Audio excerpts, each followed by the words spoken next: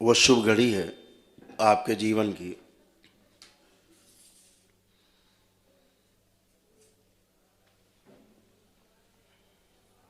जिसके लिए बार बार मनुष्य जन्म लेता है।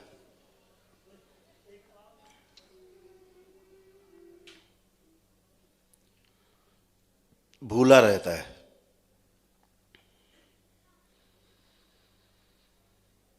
ठीक से देखें तो मनुष्य का जो जन्म है वो बेहोशी में होता है। इसलिए आपको आज तक याद नहीं कि आपका जन्म कैसे हुआ। और मनुष्य की जो मृत्यु है, अगर वह मनुष्य समाधि को प्राप्त नहीं है, मानव नहीं बन पाया है, तो उसकी मृत्यु भी बेहोशी में ही होती है। ध्यान रहे, जिसकी मृत्यु बेहोशी में होगी उसका जन्म भी बेहोशी में ही होगा। और जिसकी मृत्यु होश पूर्वक होती है, पूरे होशो हवास में होती है, जानबूझकर अपने शरीर को छोड़ता है,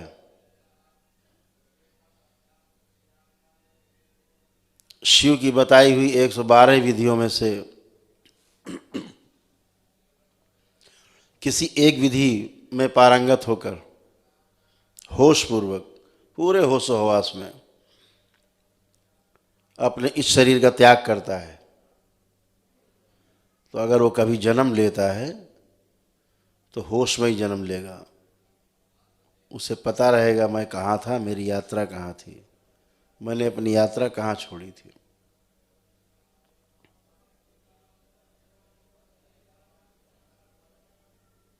इसीलिए आपने तमाम किस्से कहानी सुने होंगे महापुरुषों के, कि जन्म लेने के बाद उनकी तमाम तरह की लीलाएं शुरू हो गई, क्योंकि उन्हें पता है पिछला सारा वहीं से शुरू होते हैं।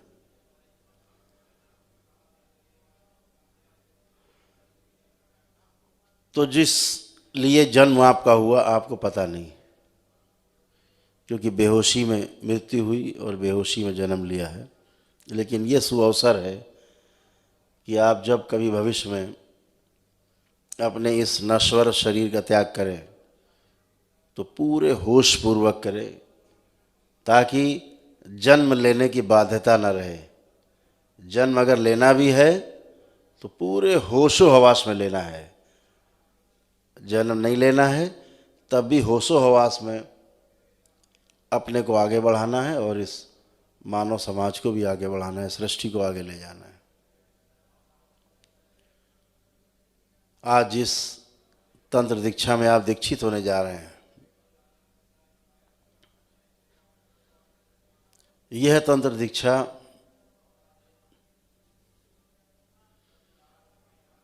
कभी द्वापर में थी,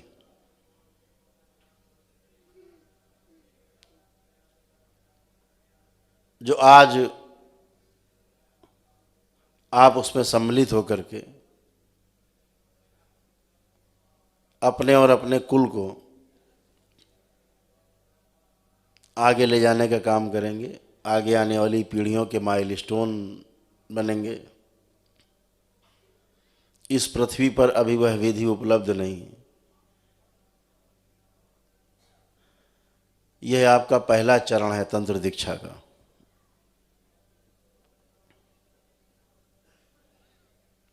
अभी 20 चरण इसके बाद बाकी है।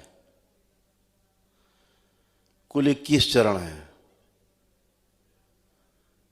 प्रत्येक चक्र के 3-3 चरण हैं।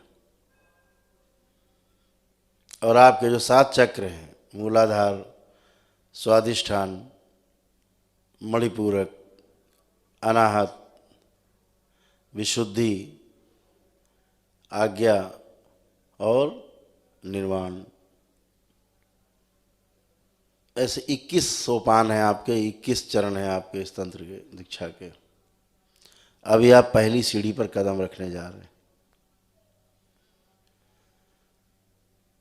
आपके तमाम गुरु भाई कुछ आपसे आगे निकल गए हैं,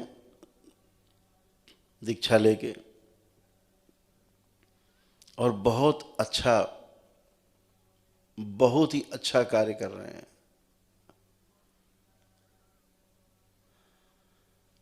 मैं देखता हूँ कि कितने सुंदर सुंदर पुष्प खिल रहे हैं, कितने सुंदर सुंदर कमल खिल रहे हैं, बेहोशी में सही लेकिन खिल रहे हैं। उन्हें पता ही नहीं कि क्या खिला रहे हैं वो।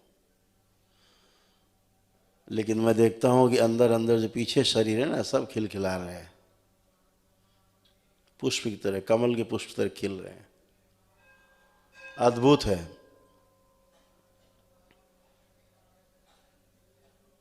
बहुत से लोगों में ये हो सकता है कि अपने इस नश्वर शरीर को ठीक करने के लिए हम दीक्षा ले लें, लेकिन यह तो एक बाय प्रोडक्ट है। अगर पीछे के शरीर स्वस्थ है, प्रसन्न है, तो ये स्थूल शरीर तो स्वस्थ और प्रसन्न रहेगा ही रहेगा।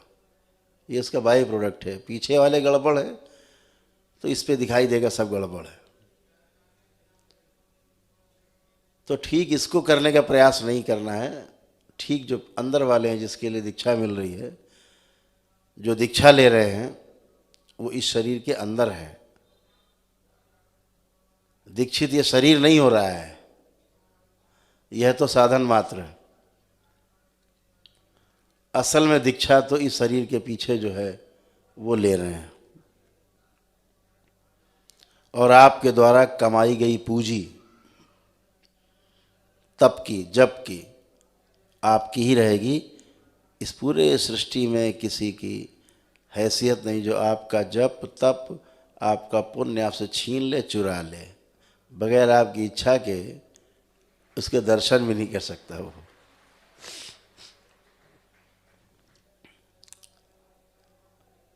इतने जबरदस्त कवच से आप चारों ओर से आबद्ध हैं कि कुछ भी ऐसा नहीं जो आपकी आंखों के सामने से गुजर जाए, आपको पता न लगे। अद्भुत ऊर्जा है, बहुत ऊर्जा है आप सब लोगों में। अभी जब आप तंत्र दीक्षा में दीक्षित होकर के आज के बाद से जब जप में जाएंगे, तब आपको उस ऊर्जा का एहसास होगा जो आप करना चाहते थे। अगर आप ठीक से कर ले गए उसको,